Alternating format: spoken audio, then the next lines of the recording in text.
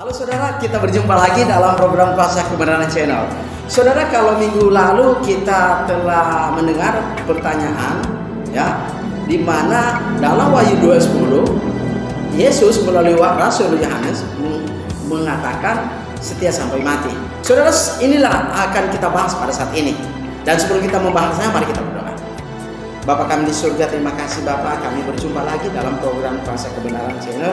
Pada saat ini Bapak, kami akan membahas kebenaran firman-Mu, eskatologi, yang mana ini sangat penting bagi kami agar kami dapat memiliki pengetahuan dan itu kami dapat mentransfer kepada orang lain. Terima kasih Bapak, sekiranya Bapak memimpin acara ini dari awal hingga akhirnya dengan tidak kurang apapun. Dalam nama Yesus kami bawa doa kepada. Amin. Saudaraku yang saya kasih dalam kasih Kristus, sebelum kita akan membahas pertanyaan ini menurut perjanjian baru seperti apa penjelasannya, mari kita membaca firman Tuhan yang terdapat dalam Wahyu 2 ayat 10. Dalam terjemahan Indonesia Yunani dikatakan, jangan takut terhadap apa yang harus engkau derita, ya. Sesungguhnya iblis akan melemparkan beberapa orang dari antara kamu ke dalam penjara supaya kamu dicobai, dan kamu akan beroleh kesusahan selama 10 hari.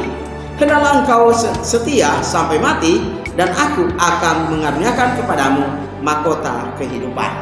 Saudaraku, tema kita pada saat ini adalah setia sampai mati adalah harga mati bagi warga negara kerajaan surga.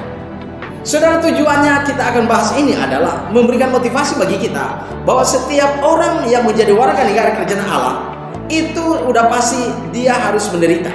Menderita bukan berarti ya penderitaan itu secara karena ekonomi atau yang lain-lain, tetapi menderita karena mempertahankan iman kepada Kristus. Saudaraku, mari kita membahas pertanyaan yang ditanyakan minggu lalu, yaitu mengapa Rasul Yohanes, ya, Yesus melalui Rasul Yohanes menganjurkan agar warga negara kerajaan Allah harus setia sampai mati. Saudara, mengapa saudara Yohanes itu menjelaskan kepada seperti itu, ya, melalui inspirasi Yesus kepadanya?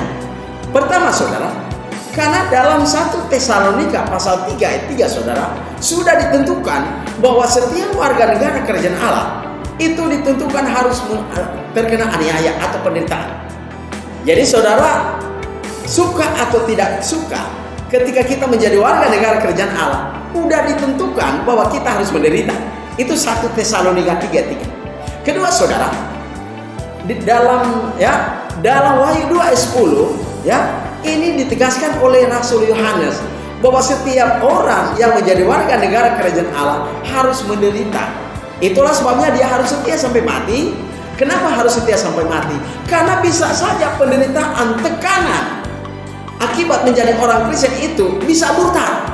Itulah sebabnya setiap warga negara kerajaan Allah, kalau dia tidak pernah mengalami penderitaan atau dia menghindar agar dia tidak menderita, maka dipertanyakan keimanannya kepada Kristus, dan ketahanan imannya itu dipertanyakan. Nah, apakah dia sungguh-sungguh ya menjadi warga negara kerajaan Allah atau hanya abal-abal?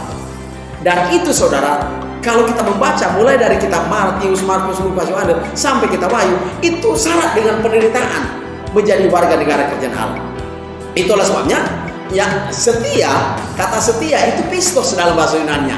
Pistos artinya saudara adalah setia, handal, dapat dipercaya, dan dia memegang sungguh-sungguh ya akan Kristus apapun yang terjadi, sekalipun mati. Dan Yohanes menjelaskan iblis akan menyerahkan sebagian daripada warga negara kerajaan Allah itu ke dalam penjara dan mendapatkan pencobaan. Apakah Anda pernah mengalami hal ini? Saudaraku yang saya kasih dalam kasih Kristus. Poin yang ketiga saudara, ada contoh-contoh dalam perjanjian baru, ya, yaitu penganiayaan dan orang yang mati karena mempertahankan dan setia sampai mati. Pertama, mari kita melihat dalam Kisah Rasul pasal 5 saudara. Petrus dan rasul-rasul yang lain, ketika mereka mempertahankan dan menjelaskan tentang Yesus, apa yang terjadi? Mereka dianiaya, dan para orang Farisi dan Saduki melarang jangan lagi menyebutkan nama Yesus. Itu Kisah Rasul pasal 5 mulai ayat ke-28 sampai 39, saudara bisa membacakannya. Yang berikutnya saudara, Stefanus dalam Kisah Rasul pasal 7 mulai ayat yang ke-54 sampai 60. Apa yang terjadi pada Stefanus? Ketika Stefanus mempresentasikan Injil, maka orang Farisi dan Saduki melempari dia dengan batu sampai mati. Itu contoh, saudara. Contohnya berikutnya, saudara. Dalam Kisah Rasul pasal 12 ayat 1 sampai 2, Yakobus mati karena dia mempertahankan keimanannya kepada Kristus dan memberitakan kebenaran. Saudara, pertanyaannya adalah bagaimana dengan Anda? Apakah ketika Anda menjadi warga negara kerajaan Allah, Anda pernah mengalami hal yang sama? Dan kalau Anda tidak pernah mengalami hal yang sama, bagaimanakah Anda menyatakan bahwa Anda seorang Kristen?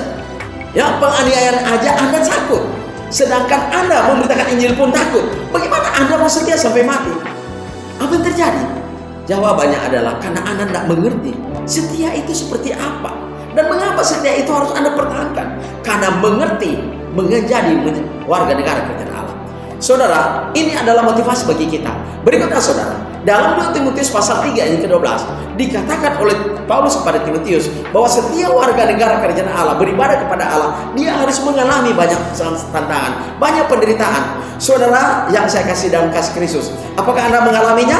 Saya mengalami banyak hal, saudara, di dalam pemberitaan Injil, baik di lapangan maupun mengajar Injil. Banyak sekali tantangan yang harus saya alami, dan itu tidak akan pernah membunuh karakter keimanan yang teguh, ya. Dan itulah namanya Kristus. Saudara, ada juga hamba Tuhan, saudara, mengatakan kita harus terkena aniaya dan kita harus menderita. Dia sendiri tidak pernah mengalami aniaya. Dia tidak pernah mengalami penderitaan, malah dia senang-senang. Pertanyaannya adalah, apakah Anda hamba Tuhan yang benar? Tidak, saudara. Anda adalah hamba Tuhan yang abal-abal, hanya bicara, hanya mulut, tetapi tidak pernah mengalami realitas kehidupan sebagai warga negara kerajaan Allah. Dan ini, saudara, merupakan pelajaran bagi kita, mendorong motivasi kita agar menjadi warga negara kerajaan Allah. Zona nyaman kita, saudara, ditiadakan. Zona nyaman kita itu tidak ada dalam dunia ini, tapi zona nyaman kita ketika kita sampai ke surga. Semoga bermanfaat bagi kita. Amin. Saudara, mari kita berdoa.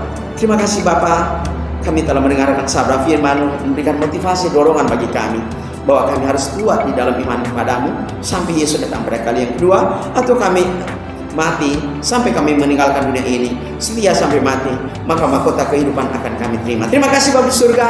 Inilah doa dan permohonan kami, dalam nama Yesus kami bawa doa ini kepadamu. Amin. Saudara, apabila saudara memiliki pertanyaan, hubungi nomor saya di 0853 4042 9873. Sekali lagi 0853 4042 9873. Tuhan berkati.